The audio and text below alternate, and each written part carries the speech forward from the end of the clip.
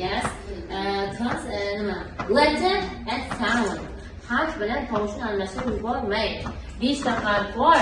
Ya'ni voyni qo'shsam 6 ta harf, uning harfimiz. Mana 20 ta tovushni beradi. So it's a real example. We have got 5 vowel letters plus and vowels. So next one is monotone. Monotones. You do. Yes, monotone. What is a monotone? And how many monotones are there in English? Phonetic, 12. Retracted, central, and back, advanced. Diphthongs is a complex sound consisting of 2 vowel elements pronounced so as to form a single syllable. Yeah, the first element of English diphthongs is called the nucleus. The second element is called the glide. It's weak. There are 8 diphthongs in the English. They are a, so, I, ow, oi, ear, and o. Yes, they are diphthongs. So next one is diphthongs maybe?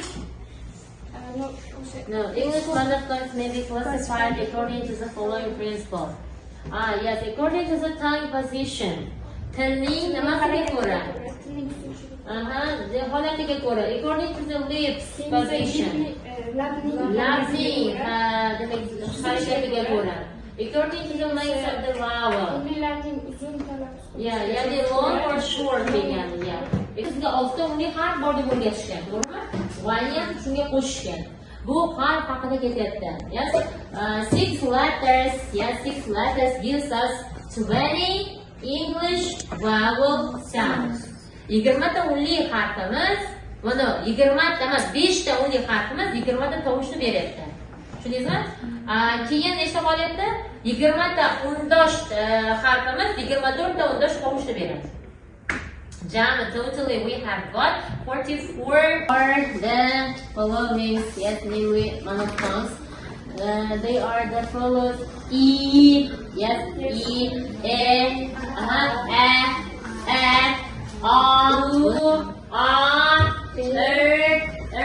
Bu mana bu degani uchta nuqta qo'yiladigan masalalarga mana shunaqa beriladi. Shu vaqtda 2 nuqta qo'yib qo'ygan holatda.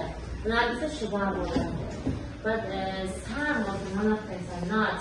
Yes, are not shown on the data. Avval gapir bo'lsa deyiladi.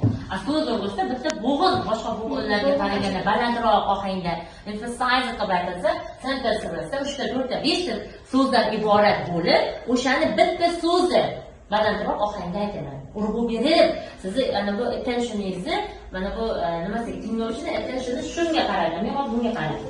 She loves chocolate. Not a kid. Chocolate. It's like she pronoun. Yes, love is a word and chocolate is a noun. Yes, we can put stress. If I want she, yes, I put the stress sentence. If I want to put loves, yes, we can put the stress. Yes, she loves chocolate. They are stressed words because they are called content words. Particular content wordlar deyiladi. And, for example, or prepositions at, in, on, under. Yes, conjunctions. Bog'lovchilar. Yes, auxiliary word. Nima degan auxiliary word? What?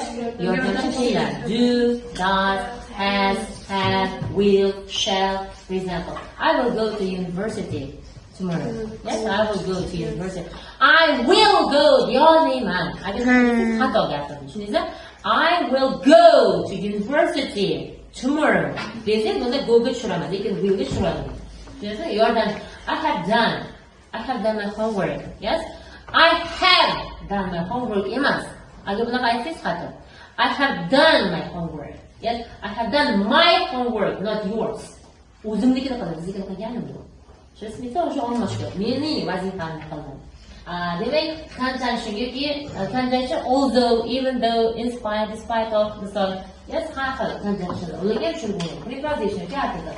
Medial consonant clusterga n, t, yes, c, namely k, t sound, c and t letter. So, l,